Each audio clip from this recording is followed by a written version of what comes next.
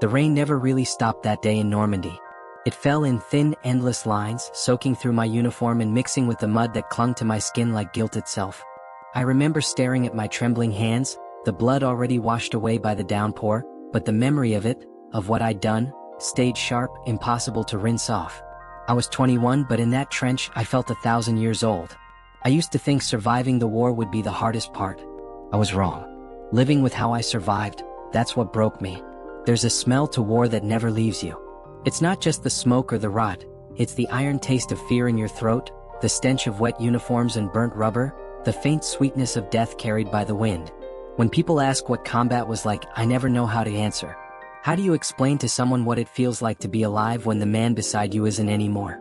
How do you tell them that the silence after the shooting stops is worse than the noise itself? My name is William "Will" Harker, Private First Class, 116th Infantry Regiment, 29th Division. I landed on Omaha Beach at dawn, June 6, 1944. We were told we were liberating France, that we'd be heroes. Heroes. I almost laugh at that now. Heroes don't crawl through the bodies of their friends just to stay alive. Heroes don't close their eyes when the enemy raises his hands, begging, and still pull the trigger because they can't afford mercy. Heroes don't live long enough to remember how it felt. I keep that letter, the one I found that morning, folded inside my jacket even now. It wasn't mine. It belonged to a German soldier, a kid really maybe 18 with a bullet hole clean through his chest. The paper was soaked, the ink smeared, but I could still read a few words. Mein Liebe, I'll be home soon. I remember holding it as the rain fell harder, wondering if someone somewhere was still waiting for him, still praying for a knock that would never come. Years later, I still dream about that face, pale, almost peaceful, lying there in the mud. Sometimes I see my own. Maybe that's the punishment. The war ended, but it never really did for me. My wife says I mumble in my sleep. My daughter once told me she heard me whispering in German. I don't remember it. Maybe part of me never left that field. Maybe part of me is still there, sitting in the mud with that letter in my hand, too afraid to look up at what I'd done. And on nights when the rain hits the roof just right, it all comes back. The thunder of artillery, the screams, the smell of gunpowder. That's when I see him again. The boy with the letter. And I swear, he's looking right back at me. I don't know why I picked up that letter. Maybe it was guilt, or maybe it was the last shred of humanity I had left. I remember kneeling beside the German boy, the rain dripping off my helmet, the world around me echoing with distant gunfire. His eyes were open, pale, glassy, empty, but his hand was still clutching that piece of paper like it meant more than his rifle ever did. I took it gently, as if I might hurt him by taking it. The sound of the rain hitting the paper was louder than the artillery in that moment. And when I looked at his face again, I swear, I saw myself. I stuffed the letter into my jacket and crawled forward, the mud swallowing my boots, my knees, my soul. Around me, the others were shouting, shooting, dying. Someone screamed my name, I think it was Carter, but I didn't look back. The instinct to survive is louder than friendship, louder than orders, louder than God. People think war is about courage, but they're wrong. It's about fear. The kind of fear that eats through your bones and makes you do things you swore you never would. By the time we reached the village of Vierville, the rain had turned into fog. The streets were quiet, too quiet, except for the sound of water dripping from the broken roofs. We moved house by house, rifles raised, hearts beating out of rhythm. I remember seeing a family huddled inside a corner home. A man, a woman, a child. They weren't soldiers. Just villagers caught between lines. I shouted for them to stay down, but one of my men fired anyway. He thought he saw movement. When the smoke cleared, the only thing left standing was that child, her face covered in ash, staring at me like she could see everything I'd ever done. That night I couldn't sleep. Not because of the shells or the cold, but because of that stare. I sat against a ruined wall, pulled out the letter and read it again, or tried to. The words were fading, but I could still make out a few phrases. Liebe, home, forever yours. The ink had run, but the emotion hadn't. It was a man's promise to someone he loved. And I had been the one to take it from her, from both of them. That's when I realized the war wasn't about sides anymore. It was about survival, and survival had turned us all into strangers. The next morning, we buried our dead in shallow graves behind the church. I wanted to bury the letter with them, but I couldn't. It felt wrong, like it didn't belong to the earth. It belonged to memory. So I kept it.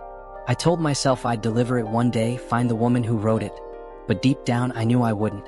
It wasn't just her grief written on that page, it was mine. Sometimes, when the rain starts falling, I can still feel the paper between my fingers, wet, fragile, trembling. and I hear a voice whispering behind me in the fog. I can't tell if it's the German boy or me. The morning after the storm, the air smelled of smoke and wet earth. Our boots sank into the mud as we moved through the ruins of the village, rifles ready but hearts empty. The church bell tower leaned sideways, its cross shattered, and crows circled above the broken rooftops. I didn't want to look, but my eyes kept searching for her, the little girl from the night before. I told myself she was gone, that no child could have survived this hell. But when I turned the corner by the well, she was there, kneeling beside a body covered in a torn blanket, her small hands clutching what looked like a rosary. I froze. My voice got stuck somewhere between my chest and my throat. She didn't cry. She just looked up at me, her eyes too old for her face. I wanted to say something, anything, but what could I possibly say? I'm sorry? Words don't mean much when you've burned someone's world to ash. Carter came up behind me, his rifle slung over his shoulder, and muttered, "Let's move, Harker." Orders. Orders. That word had already taken everything from me. When I tried to walk away, I felt her stare burn into my back like sunlight through glass. I turned again and she was standing now, holding something out to me. It was a photograph, creased, wet, smeared with dirt, but I could see the faces clearly. A man in uniform, a woman smiling, and the same little girl between them holding a stuffed bear. The man was German. I didn't need to look at his face twice to know. It was him, the boy with the letter. The one I'd killed. The world tilted for a moment. My chest tightened and I couldn't breathe. I remember taking the photo from her hands, feeling it tremble against my fingers. She didn't say a word. She just stared at me like she understood exactly what I'd done. I tried to hand it back, but she shook her head and stepped away, disappearing into the fog that still hung over the village. I wanted to run after her, but my legs wouldn't move. That night, Maybe part I of me sat by didn't the want fire to. with the letter in one hand and the photograph in the other. Together, they told the story of a man I'd never met, but one I'd taken everything from. The handwriting on the letter suddenly felt heavier, like each word carried a weight I wasn't meant to bear. I thought about burning them, setting both free in the flames. But the thought of fire made me sick. Fire was what had taken that child's world. As I closed my eyes, I could still see her face, gray with dust, framed by smoke, eyes unblinking. And for the first time since landing in France, I prayed. Not for victory. Not for forgiveness. Just for silence. Sleep became a stranger after that day. Every time I closed my eyes, I saw them. The German boy, the little girl, the letter, the photo. They blended together like ghosts trapped in the same fog. Sometimes I'd wake up in the middle of the night, convinced I heard footsteps outside the tent. Once, I swore I heard a child's voice whispering my name. Carter told me it was the wind. Maybe he was right. But I knew that sound. I'd heard it once before, standing in those ruins. It wasn't the wind. It was memory clawing its way back to me. We pushed deeper into France, village after village. Each one looked the same: burned homes, empty streets, silence heavy enough to choke on. Command said we were advancing towards St. Lo, but it didn't feel like victory. It felt like digging graves with our boots. The men had started changing too. Some laughed louder to hide the cracks. Others just stopped talking altogether. I found myself somewhere in between, still breathing but barely living. The letter in my pocket felt heavier each day, like it knew something I didn't. One evening, while we rested in the shell of an old farmhouse, I caught my reflection in a cracked mirror. The face staring back at me wasn't mine. The mud, the scars, the emptiness, it was him. The German boy. I stepped closer, heart pounding. The candlelight flickered, and for a moment, I could swear his lips moved. "Warren," he whispered. "What?" I stumbled backward, knocking over the chair. The others looked up, but I said nothing. How do you tell a man you saw your ghost looking back at you? That night, the air was thick with smoke from distant fires. I sat outside, staring into the dark fields, my rifle resting across my lap.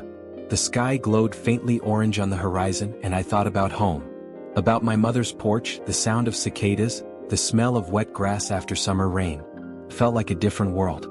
I wondered if I'd ever make it back there, and if I did, who would be the one returning? The soldier, or the shadow of what he'd done? Carter came out to smoke beside me. He didn't say much, just handed me a cigarette and stared into the firelight. After a while, he asked, "You ever feel like it's following you?" I wanted to ask what he meant, but I already knew. He looked at me, his eyes hollow. "It's not the dead that haunt us, Will. It's the living. The ones we left behind." Then he stood up, crushed the cigarette under his boot, and walked back inside. I sat there until the fire died out, the silence pressing against my chest like a weight. When the smoke thinned, I thought I saw movement in the field. a silhouette, small, standing still. I blinked and it was gone. But I heard it again. My name, whispered softly, almost kind. The wind shifted, carrying the faint scent of rain and gunpowder. And I knew then it wasn't over. Not for me. Not for any of us. By the time we reached St. Lo, I'd stopped keeping track of the days. Everything blurred together. Mud, smoke, screams. The only way I knew time was passing was by the weight of the ghosts I carried. They multiplied with every mile. The boy, the girl, the faces of my friends, they all lived inside me now, whispering when the guns went quiet. Sometimes I'd see someone walking ahead of me and swear it was Carter, only to remember he'd been gone for 3 days. Death had a strange way of staying close even after it left. One evening, while patrolling the outskirts of the ruined town, I saw movement near a collapsed barn. My heart kicked hard against my ribs. I raised my rifle, but the figure that stepped into view wasn't the enemy. It was me. Same uniform, same face, only his eyes were calm, almost peaceful. He didn't move, didn't speak, just stood there watching me. The fog rolled in behind him, thick and heavy, swallowing everything else. My finger froze on the trigger. Then just as quickly as he appeared, he was gone. When I told the others, they laughed it off, said I needed sleep. Maybe they were right. But that night, I dreamed of the same barn, only I was the one standing in the fog. Across from me was the German boy, the letter still in his hand. He smiled this time, a small, tired smile that chilled me more than any scream. I woke drenched in sweat, my pulse pounding, the smell of wet dirt still in my nose. The letter was on my chest, unfolded, though I hadn't touched it in days. The next morning we found a farmhouse still intact, and our captain ordered us to rest. I sat outside, polishing my rifle, but my hands wouldn't stop shaking. The fog hadn't lifted, it clung to the ground like a living thing. I kept looking toward the barn at the edge of the field. I don't know why, I just couldn't stop.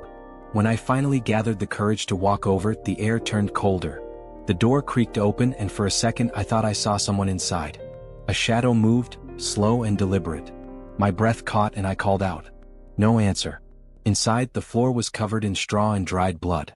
In the center lay a helmet. Mine. Or maybe his. I picked it up and turned it over. There was something scratched inside the metal, faint but visible. Waramic? Why me? The words carved in trembling strokes. My knees gave out and I sat there, clutching it like a confession. My reflection in the steel looked wrong, older, colder. It wasn't me anymore. That night, I couldn't bring myself to sleep inside. I sat on the steps, staring into the fog, waiting for the shape to appear again. Part of me wanted to see it, needed to. Maybe if I could face it, the whispers would stop. Maybe then I'd finally be free. But as the moon rose, the only face I saw staring back from the dark was my own. The mirror was gone the next morning. I asked the others if anyone had taken it, but they looked at me like I'd lost my mind. Maybe I had. Carter wasn't there to joke about it this time. He'd been reassigned, or at least that's what they told me. The farmhouse felt emptier without him. The fog still clung to the fields, heavy as grief, and the silence pressed against the walls until I couldn't breathe. When I looked at the window, I half expected to see my reflection staring back at me from the other side. I kept to myself that day, trying to focus on routine, clean the rifle, check the rations, write something in the small notebook my mother had given me before I shipped out. But all I wrote was the same sentence over and over: I am still here. The words looked foreign, like someone else's handwriting. Maybe I was trying to convince myself that I was still human, still real. The problem was, I wasn't sure anymore. Every noise made me flinch. Every shadow felt alive. And the letter, the German boy's letter, had started to dry and crack around the edges, as if time itself wanted to erase it. That night, I went to the well behind the barn to wash my face. The water was cold enough to sting, and when I leaned over, I saw my reflection rippling in the surface. Only it wasn't just me. Behind my face, faint and pale, was another, mud-smeared, younger, eyes hollow but familiar. I stumbled back, gasping, and the ripples broke the image apart. My heart slammed against my ribs. I told myself it was a trick of the moonlight, that I was tired, hungry, losing focus. But I couldn't shake the feeling that he was still there, beneath the water, waiting. I didn't tell anyone. Who would believe me? Instead, I carried on as if nothing had happened.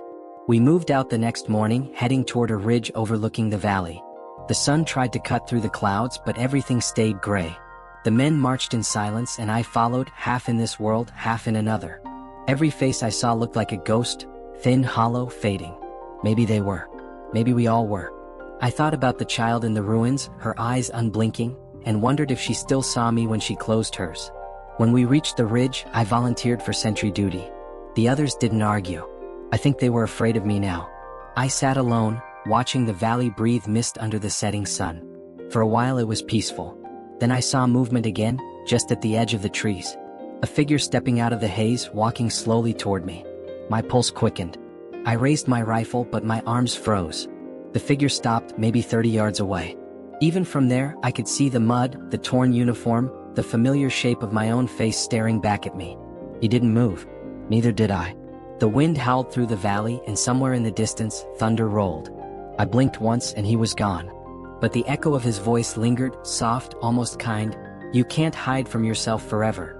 The fog lifted the next morning, but it didn't feel like light breaking through. It felt like the war had just decided to change its disguise. The air still smelled like iron and rain, and the ground was littered with pieces of what used to be men, helmets, boots, fragments of photos burned at the edges. I walked among them like a man searching for something he wasn't supposed to find. My reflection had vanished from the well, but I could still feel it watching me. Every time the wind shifted, I swore I heard it breathing behind me. We were ordered to move again, deeper inland toward the hedgerows. The fields looked peaceful at a distance, green and quiet, but the closer we got, the more the illusion broke. The soil was torn open by shells and the air buzzed with flies. I tried to keep my head down to focus on the mission, but the letter and the photograph pressed against my chest with every step. I thought about throwing them away, but I couldn't. They were the only proof that I hadn't imagined any of it, that I was still capable of feeling something. At night, while the others slept, I sat by the fire and took the letter out again. The ink had faded so much it was almost gone. I traced the words with my finger, whispering them like a prayer I didn't understand. Liebe, forever yours, home. I wanted to believe that somewhere, someone had forgiven me, that maybe that boy's mother or wife or sister had found peace. But then I remembered the girl in the ruins, and I knew forgiveness wasn't something you could steal from the dead. We passed through another village 2 days later. What was left of it? The only building still standing was a schoolhouse, its chalkboard still covered in half-erased lessons. A single word caught my eye: Menschlichkeit. Humanity. I stared at it until one of the men called my name. There was something cruel about that word being written there, surrounded by rubble and bones. I wondered if I still qualified. If any of us did. That night I dreamed again. I was standing in front of my old house back home, the porch light glowing, the air thick with summer heat. My mother's voice called my name from inside. I took a step forward and then I saw him, the German boy, sitting on the porch steps, the letter in his hand. You brought it back, he said softly in perfect English. But you never delivered it. I tried to speak, but the words caught in my throat. The light from the house flickered and he stood, holding the letter out to me. It's not yours to carry anymore. I woke up gasping, the dawn breaking through the trees. My hands were empty, but the weight on my chest was gone. The letter, the one I'd kept since Normandy, wasn't there anymore. I searched my pockets, my pack, the ground around me. Nothing. For the first time since I could remember, I felt both relief and terror. Maybe the ghost had finally taken back what was his. Or maybe, after all this time, I'd finally started to let go. They told us the next ridge would be our last push before rotation. None of us believed it. Every last turned into another. Still, we moved, carrying what was left of our gear and too many ghosts. The fog had finally lifted, but it didn't feel like freedom. It felt like exposure. The hills ahead were quiet, too quiet, and every step through that open field felt like walking toward a confession I wasn't ready to give. I kept thinking about the letter, the way it vanished, and wondered if it meant the war was finally letting me go. But when I reached for my chest, I felt something else instead: the photograph. Somehow it had come back. We set up position on the slope overlooking the valley. The earth was damp, the air humming with silence. Our captain barked orders, but his voice felt far away, muffled by the wind. I scanned the treeline through my scope and saw movement, 3 shapes in the distance. They weren't aiming at us, they were running. Refugees maybe, or stragglers. The captain shouted, "Fire!" The men hesitated. So did I. My hands locked around the trigger, my breath caught between duty and doubt. For a moment, I saw the German boy again. Same uniform, same terrified eyes. My heart twisted. I lowered my rifle. The others didn't. When the gunfire stopped, the shapes didn't move anymore. The smell of gunpowder drifted up the hill, mixing with the sweetness of crushed grass. The captain muttered something about clearing the sector and moved on. I stayed behind, staring at the valley. The wind tugged at the edge of the photograph in my pocket as if urging me to look. I pulled it out and my blood froze. It wasn't the same photo anymore. The faces were gone. All except mine. I couldn't tell if I was losing my mind or if the war was finally showing me the truth. Maybe it was both. The sun started to sink, painting the sky in bruised gold and gray. I looked at my hands, mud, blood, tremors. The same hands that had pulled the trigger, the same hands that refused to. I thought about all the men who didn't make it home, and the ones who did but never really came back. I wondered which one I was. The kind who died out there, or the kind still dying after. That night we dug in at the top of the hill. The ground was cold and soft, the stars hidden behind smoke. I couldn't sleep. I kept seeing the valley, the letter, the child's face, the reflection in the well. All pieces of the same sin. When the wind picked up, I heard it again, a whisper, faint but certain. You lived. I looked up and there he was, the German boy, standing at the edge of the trench, calm, almost smiling. You lived, he said again. Then he turned and walked into the mist. I didn't follow him. I just sat there, staring after the shape until it disappeared completely. For the first time in months, the silence didn't scare me. It felt like an answer. Maybe survival isn't something you earn. Maybe it's something you carry, heavy and unrelenting, until you finally set it down. And as the dawn broke over that last hill, I realized I wasn't afraid of the ghosts anymore. I was one of them. The ship home felt quieter than the grave. The ocean stretched endless and gray, and every crash of the waves sounded like distant artillery. The men around me laughed, smoked, pretended to be alive again, but their eyes told the truth. None of us were coming back as the same men who'd left. When I looked at my reflection in the porthole, I saw it clearly now, the hollow stare, the guilt stitched into every line of my face. I thought about the boy on the hill, the child in the ruins, the letter that never belonged to me. I had carried them across an ocean, but I didn't know how to set them down. When we docked in New York, the city roared with victory. Flags waved, bands played, people cheered until their voices cracked. I stood among them, motionless. A young woman handed me a flower, smiling like I was some kind of hero. I took it, but I couldn't meet her eyes. She didn't see the mud under my fingernails or the ghost standing just behind me. To her, I was part of something glorious. To me, I was the proof of what it cost. I took a train to Virginia, to the small farmhouse where I'd grown up. My mother cried when she saw me. My father, older now, just placed a hand on my shoulder and said, "You made it, son." I nodded, but inside I wasn't sure I had. The fields looked smaller than I remembered, the air too still. At night, I'd sit on the porch, listening to the crickets, pretending the wind wasn't carrying whispers from the other side of the world. Every time thunder rolled, my heart froze, waiting for the next shell that would never come. Weeks passed. I tried to fit into the quiet again, helped my father mend fences, fixed the roof, planted seed. But the war had followed me home. I saw it in everything. The sound of a hammer striking would become gunfire. The smell of rain turned to cordite.